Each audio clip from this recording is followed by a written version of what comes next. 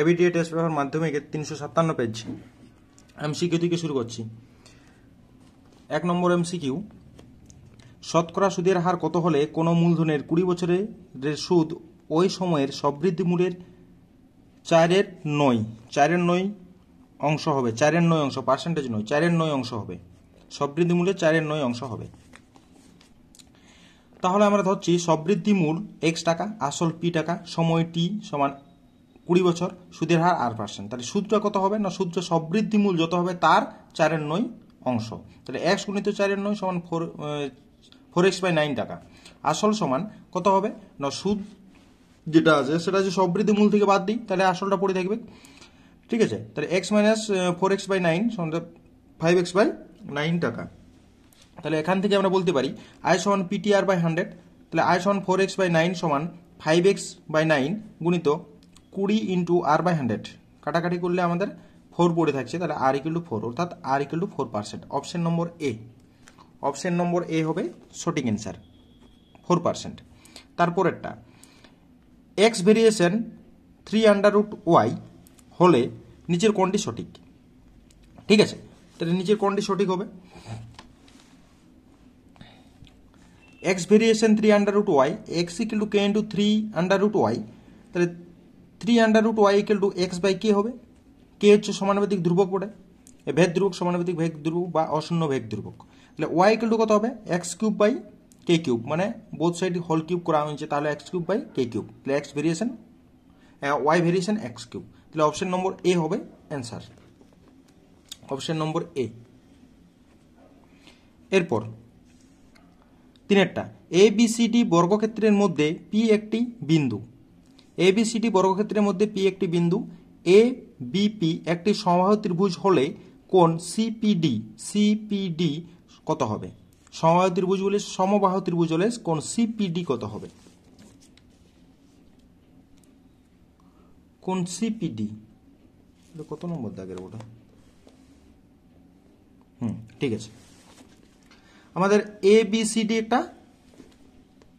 বর্গক্ষেত্রের মধ্যে P একটি বিন্দু। ঠিক আছে, P একটা নির্দিষ্ট বিন্দু হয়েছে। তাহলে বলছি ABP বা ABP একটা সমবাহু ত্রিভুজ যদি হয়, এটা একটা সমবাহু ত্রিভুজ। ঠিক আছে, APB হচ্ছে সমবাহু ত্রিভুজ হলে কোণ CPD মানে এই কোণটি কত হবে? ঠিক আছে, এই কোণটি কত? আমাদের সমবাহু ত্রিভুজের ক্ষেত্রে আমাদের কোণগুলো কত করে হয়? 90 ডিগ্রি। আর এটি যেহেতু বর্গক্ষেত্র, তাহলে এই কোণটা কত হবে? 30 ডিগ্রি হবে। এই কোণটাও 30। তাহলে আমাদের যদি এই কোণটা 30 হয় আর সমবাহু ত্রিভুজ যেহেতু, তাহলে আমাদের এই বাহুটার সঙ্গে এই বাহুগুলো সমান, সুতরাং এই যে এডির সঙ্গে এপিটাও সমান হবে। তাহলে এটা কি করবে না, এইখানে এই দুটি সমান বাহু দুটি এখানে একটা বাহুর উপরে কি করবে? সমান কোণ করবে। সুতরাং এইখানে যদি আমরা এই বাহু এইগুলোকে x ধরি, তাহলে 2x + x সমান 180 - এই 30, তাহলে কত? x সমান 75। তাহলে এই x এর মান 75। তাহলে এই বাহু এই কোণগুলো হচ্ছে 75 ডিগ্রি করে। ঠিক আছে, এটা যদি 75 ডিগ্রি করে হয় তাহলে এটা হচ্ছে বাদ দেওয়া হবে কত? 90 থেকে 75 বাদ কত হয়? 15। এখানে 90 থেকে 75 বাদ 15, তাহলে 15 15 30। আর তাহলে এই তিনটা কোণের সমষ্টি কত? 180। তাহলে 30 বাদ দিব 180 থেকে, অর্থাৎ কোণ CPD সমান 180 - 15 + 15 মানে 30, মানে হচ্ছে 150। অপশন নম্বর সি হবে সঠিক অ্যান্সার, অপশন নম্বর সি 150 হয়ে যাবে। ঠিক আছে, এরপর একটি সুষম ষড়ভুজের প্রতিটি অন্তঃকোণের বৃত্তীয় মান কত? এটা হচ্ছে 120 ডিগ্রি হবে, অর্থাৎ অপশন নম্বর ডি হবে 120 ডিগ্রি। অপশন নম্বর ডি, এই যে 2π/3 রেডিয়ান, 2π/3 রেডিয়ান। এরপর 5 নম্বর,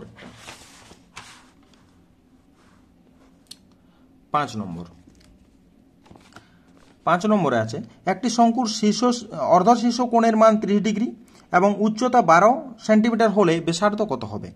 ঠিক আছে, তাহলে ব্যাসার্ধ জিজ্ঞেস করেছে।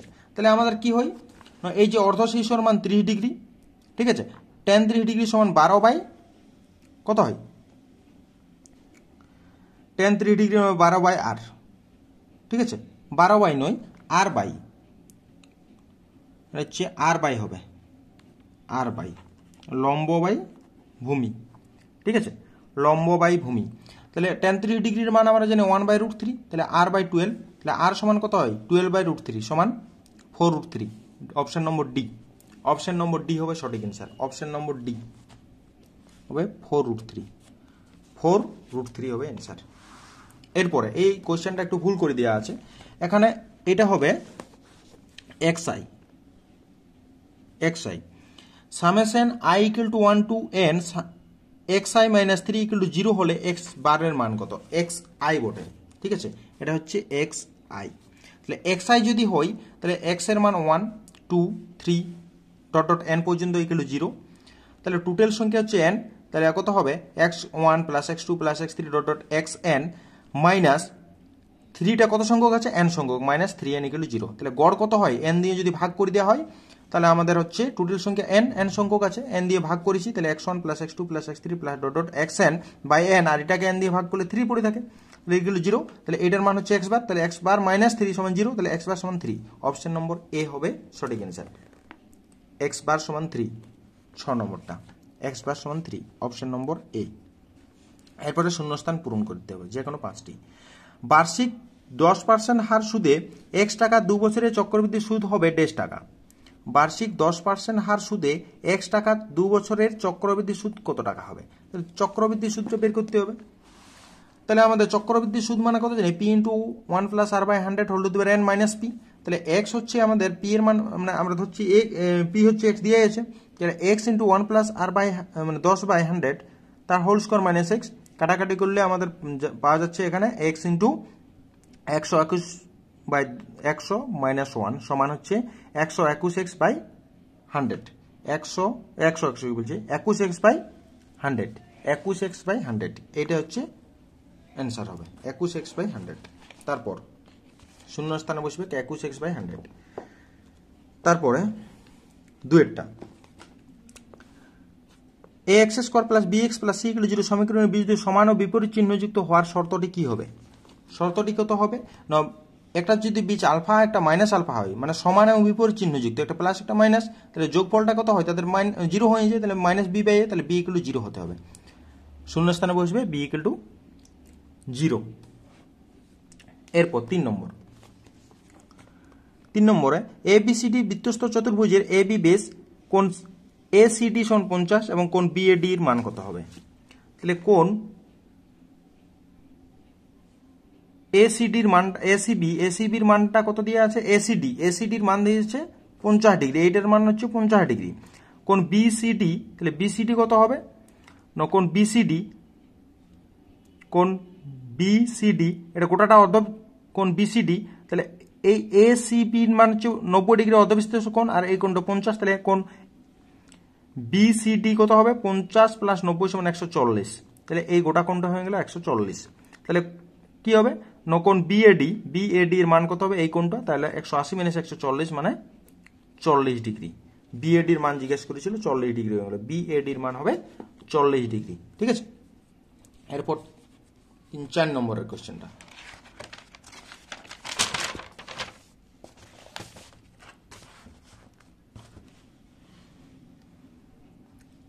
চার নম্বর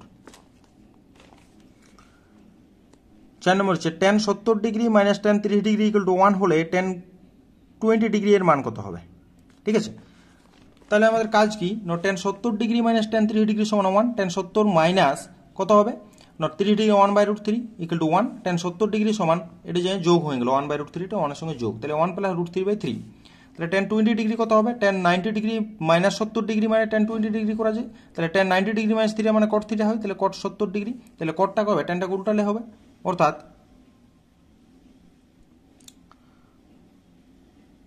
এটা তো √3 হবে, √3 বাই 1 প্লাস √3, √3 বাই 1 প্লাস √3, ঠিক আছে, √3 বাই 1 প্লাস √3, এটা হবে অ্যান্সার। এরপরে 5 নম্বর, 5এর দাগে কি আছে, একই ভূমির বেস ও এবং একই আয়তন বিশিষ্ট একটি চোঙ এবং একটি শঙ্কুর উচ্চতার অনুপাত কত? একই ভূমির বেসটা অর্থাৎ আরটা হচ্ছে একই রকম, তাহলে চোঙের ক্ষেত্রে পায়ের square into h1 equal to 1/3 পায়ের স্কোয়ার ইন্টু h2, তাহলে H1 ইকুয়াল টু 1/3 H2, তাহলে H1/H2 সমান 1/3, তাহলে H1:H2 সমান 1:3, 1:3 হয়ে যাবে সঠিক অ্যান্সার। এরপরে আমাদের 6 নম্বরেরটা, 6 নম্বরে কি আছে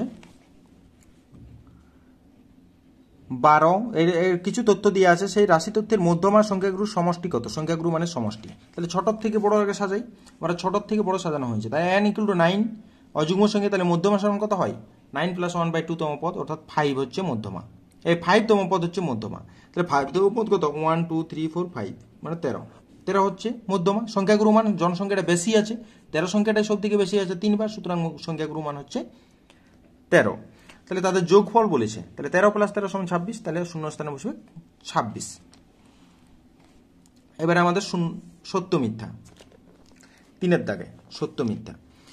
প্রতি বছর R% মূল্য হ্রাস হলে n বছর পরে কোনো মেশিনের মূল্য p টাকা, n বছর পূর্বে মেশিনের মূল্য ছিল p/1 - R/100 n টাকা। ঠিক আছে, দেখা যাক আসছে কিনা।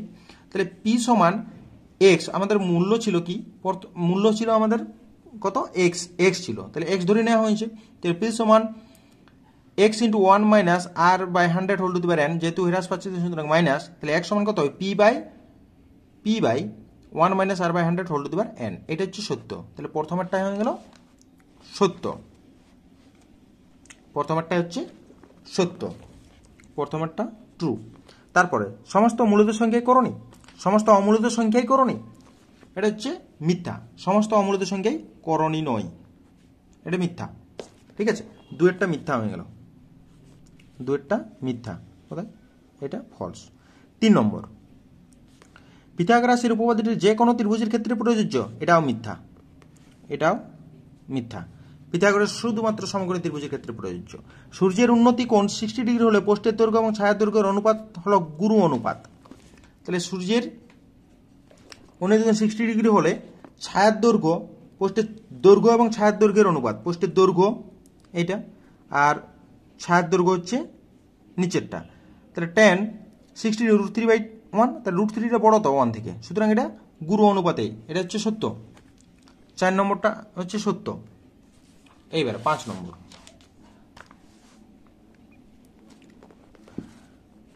4 নম্বর সত্য। 5 নম্বর, একটি গোলকের বক্রতলের ক্ষেত্রফল এবং আয়তনের সংখ্যা সমান হলে ব্যাসার্ধের দৈর্ঘ্য 1 হবে, 1 নয় একক হবে, একক বলেছে, এটা আমরা জানি নাই কত একক হবে, এটা লেখা নেই, সুতরাং এটা আমাদের r এর মান 3 হচ্ছে। ঠিক আছে, r এর মান 3 হবে। এবারে সত্য না মিথ্যা আমি বলতে পারছি না, কারণ আমাদের একক বলা আছে ওখানে। ঠিক আছে, একটি ক্ষুদ্রতর সূচক ক্রমযৌগিক পরিসংখ্যার বক্র সর্বদা একটি নিম্নাভিমুখী চক্র, মিথ্যা। 6 নম্বর হচ্ছে মিথ্যা। তারপর আমরা 4 দাগের অঙ্কগুলো করবো, মার্ক 2। একটা, শতকরা বার্ষিক 4% হার সুদে 6250 টাকা 2 বছরের চক্রবৃদ্ধি সুদ নির্ণয় করতে হবে। 2 বছরের চক্রবৃদ্ধি সুদ নির্ণয়, তাহলে p সমান 6250 টাকা, n সমান 2 বছর, r সমান 4%। চক্রবৃদ্ধি সুদ p × 1 + R/100 n - p, মানে চক্রবৃদ্ধি সুদটা এইটা এত টাকা। তাহলে কত হয়, p এর মান আমরা বসাই 6250, এটা কাটাকাটি করছি 6250, তাহলে এখানে করলে আমাদের 26 বাই কত হয়, এটা করলে আমাদের 26/25 তার হোল স্কোয়ার মাইনাস 6250, তাহলে এখানে করলে আমাদের 26 × 26 কাটাকাটি করলে 6760 মাইনাস 6250 মানে 510 টাকা, তাহলে চক্রবৃদ্ধি সুদ হবে 510 টাকা। ঠিক আছে, চক্রবৃদ্ধি সুদ হচ্ছে 510 টাকা। এবারে লাভের অনুপাতটা, তারপর 2 নম্বর বলা আছে কোনো ব্যবসায় এ 12,000 টাকা 6 মাস এবং বি 15,000 টাকা 4 মাসের জন্য খাটায়, তাহলে মোট মূলধনের যে অনুপাতটা, তার অনুপাতটা হচ্ছে লভ্যাংশের অনুপাত, তাহলে ওই ব্যবসায় লাভ কি অনুপাতে বণ্টিত হবে, তাহলে লভ্যাংশটা কত হবে, লভ্যাংশের অনুপাত, তাহলে 12,000 × 6 অনুপাত 15,000 × 4, তাহলে এটা কাটাকাটি করলে আমাদের 6:5 আসছে, তাহলে তাদের লভ্যাংশের অনুপাত হবে 6:5। এরপরে আমাদের 3 নম্বর দাগের অঙ্কটাই, 3 নম্বর হচ্ছে x² - 25x প্লাস 105 = 0 সমীকরণের বীজদ্বয় আলফা বিটা হলে আলফা বিটা হলে এর মান কত, কার মান কত, এখানে ঠিকঠাক ক্লিয়ার করে বলা নেই। এখানে কার মান বের করতে বলেছে কোনো ক্লিয়ার করে বলা নেই। আলফা বিটা হলে এর মান কত, আলফা বিটা হলে এর মান কত, ঠিক আছে, এখানে কোনো ক্লিয়ার করে বলা নেই। সুতরাং এই অঙ্কটা আমরা করা যাচ্ছে না, কারণ এখানে হয় alpha square plus beta square বা alpha cube plus beta cube এরকম কিছু একটা বলবে, কিন্তু এরকম কিছু বলা নেই। সুতরাং এই অঙ্কটা করা গেল না। 3 নম্বর। 4 নম্বর কি, square B square plus 1 = 2ab হলে এ ও বি এর মধ্যে কি সম্পর্ক রয়েছে, ভেদ সম্পর্কটা জিজ্ঞেস করেছে। 4 নম্বর অঙ্ক হচ্ছে ভেদ সম্পর্ক জিজ্ঞেস করছে, ভেদ। তাহলে আমাদের কি আছে, square B square plus 1 = 2ab, তাহলে a প্লাস বি তার whole square minus 2ab plus 1 তার হোল স্কোয়ার, তাহলে এটা কত হবে, a মাইনাস বি তার হোল স্কোয়ারের ফর্মুলা = 0, তাহলে a মাইনাস ab মাইনাস 1 তার = 0, তাহলে ab = 1, তাহলে a সমান 1/b। তাহলে এটা কি ব্যস্ত ভেদে আছে, a ভেরিয়েশন 1/b, এটা ব্যস্ত ভেদে রয়েছে a ভেরিয়েশন 1/b, ঠিক আছে। এর 5 নম্বরেরটা, 5 নম্বর, x cos θ = 3, 4 tan θ = y হলে x ও y এর মধ্যে সম্পর্ক নির্ণয় করো, x ও y এর মধ্যে সম্পর্ক।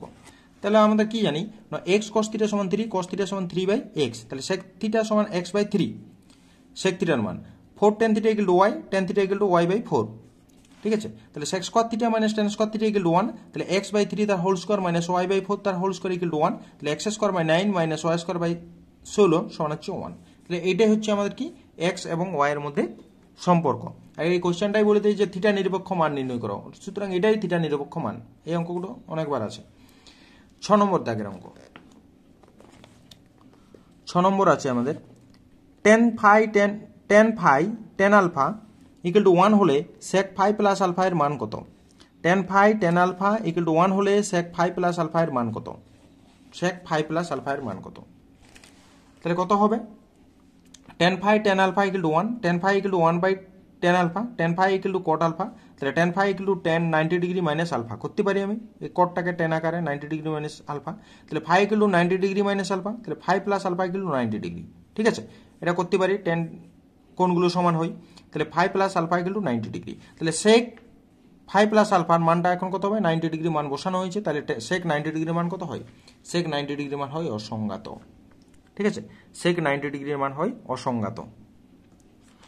এবার আমাদের আসছে 7 নম্বরের অঙ্কটা, 7 নম্বর,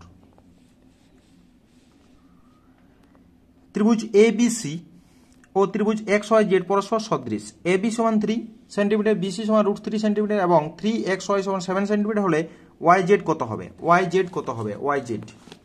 তাহলে ত্রিভুজ ABC আর XYZ দেওয়া আছে, এটা কি বলা আছে, এগুলো সদৃশ বলেছে। তাহলে সদৃশ হলে ইয়ার মানে একটা ত্রিভুজের বাহু অনুরূপ বাহুটা অপর ত্রিভুজের অনুরূপ বাহু অনুপাতগুলো অনুপাত হতে থাকে। তাহলে কি হবে, AB এর মান 3, BC এর মান √3 আর 3 × XY = 7, XY = 7/3। তাহলে আমাদের AB/XY হবে = BC/YZ হবে। তাহলে আমাদের জিজ্ঞাসা করেছে YZ এর মান কত, তাহলে AB এর মান হচ্ছে 3 আর XY এর মান হচ্ছে 7/3 সমান হচ্ছে BC এর মান √3/YZ, তাহলে আড়াআড়ি গুণ করলে হচ্ছে 3 × YZ সমান √3 × 7/3, তাহলে YZ সমান 7√3/3 × 3 সমান 7√3/9, 7√3/9 হয়ে যাবে অ্যান্সার, ঠিক আছে, 7√3/9, YZ এর মান হচ্ছে 7√3/9, ঠিক আছে, 7√3/9। এরপর এই যে এই ছবিটা দেওয়া ছিল, এরপরে আমাদের 8 নম্বরের অঙ্কটি,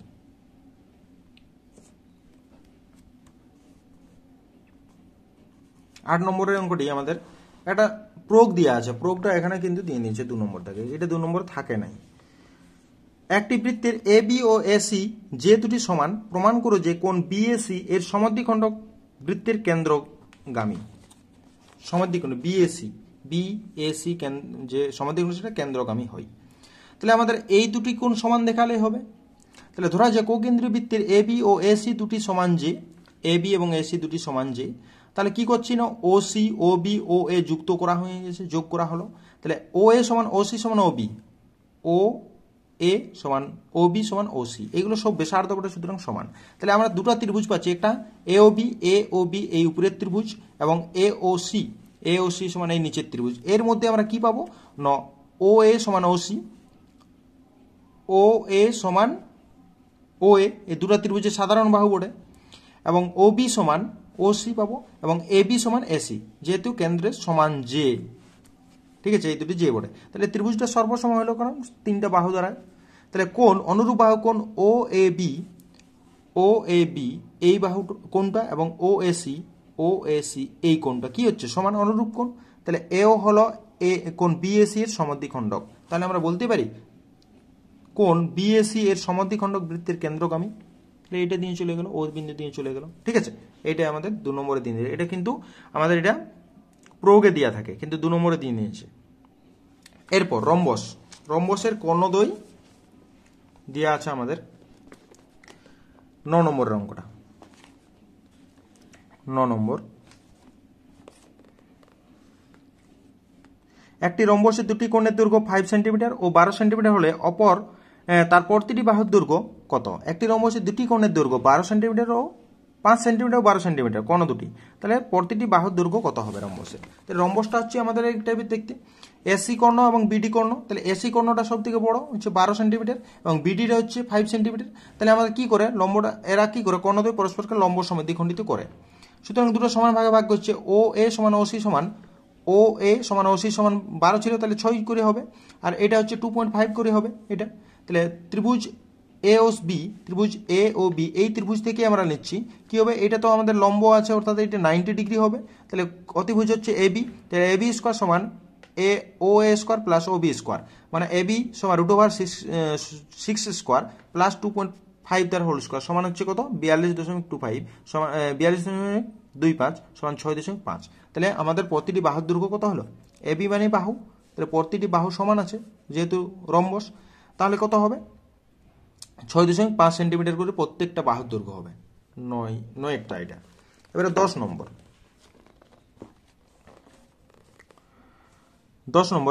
দুটি গোলকের আয়তনের অনুপাত 8:1 হলে তাদের সমগ্রতলের ক্ষেত্রফলের অনুপাত কত? দুটি গোলকের আয়তনের অনুপাত 8:1 হলে তাদের সমগ্রতলের ক্ষেত্রফলের অনুপাত কত? সমগ্রতলের ক্ষেত্রফলের অনুপাত কত?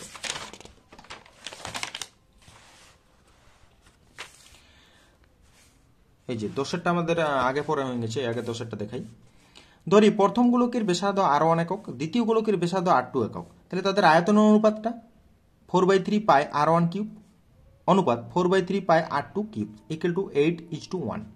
তাহলে R1 cube divided by R2 cube সমান 8/1। তাহলে R1 বাই R2 সমান কত হবে 2/1, মানে এটা হচ্ছে 2 তার কিউব করলে 8 হয়, তাহলে 2/1। তাহলে R1 অনুপাত R2 সমান 2:1, ঠিক আছে। তাহলে R1 সমান 2K, R2 সমান কে হবে 2K, R1 2K আর R1 2K আর R2 সমান K, তাহলে K একক। তাদের সমগ্রতলের ক্ষেত্রফলের অনুপাত কত হয়, আমরা গোলকের সমগ্রতলের ক্ষেত্রফল কি জানি 4 পাই আর স্কোয়ার, মানে 2K তার হোল স্কোয়ার অনুপাত 4 পাই কে স্কোয়ার। তাহলে 4K স্কোয়ার অনুপাত K স্কোয়ার মানে 4 অনুপাত 1, তাহলে 4 অনুপাত 1 4:1, এটা হচ্ছে তাদের সমগ্রতলের ক্ষেত্রফল অনুপাত হচ্ছে 4:1। এরপরে 11 নম্বরটা করছি, আগে পরে নিয়েছি আমার এখানে 11 নম্বর হচ্ছে একটি লম্ববৃত্তাকার শঙ্কুর আয়তন ভি ঘন একক, ভূমির ক্ষেত্রফল এ বর্গ একক এবং উচ্চতা এইচ একক হলে AH/3V এর মান কত? AH/3V এর মান কত? ধরি শঙ্কুর ভূমির ব্যাসার্ধ R একক এবং উচ্চতা এই সমান এইচ একক। তাহলে আয়তন ভি সমান 1/3 পাই আর স্কোয়ার ইন্টু এইচ ঘন একক, ভূমির ক্ষেত্রফল এ সমান পাই আর স্কোয়ার বর্গ একক। তাহলে AH/3V সমান এর মান হচ্ছে পাই আর স্কোয়ার, এইচ এর মান এইচ, আর 3 ইন্টু 1/3 পাই আর স্কোয়ার ইন্টু এইচ। তাহলে কাটাকাটি করে আমাদের 1 আসছে, ঠিক আছে। তাহলে 1 অ্যান্সার হবে। এরপরে আমাদের চলে যাচ্ছে 12 নম্বর অঙ্কটি, ডিসক্রিপশন বক্সে দেওয়া আছে, আমার এই লিঙ্কটা দেওয়া আছে। কত নম্বর পেজ, 108 পেজ এবং 320 পেজ। 320 পেজের 2-এর দাগের 5-এরটা হবে, 2 নম্বর 4-এর দাগের 5-এরটা, 4-এর দাগের 5-এরটা হবে, আর এটা 12 নম্বরেই আছে। 108 পেজের 12 নম্বরেরটাই আছে, 108 পেজের 12 দাগের এই 4-এর দাগের 12টা, 4-এর দাগের 12 x দুটো i, 4-এর দাগের 12, ঠিক আছে। এটা ছিল কোশ্চেনটি।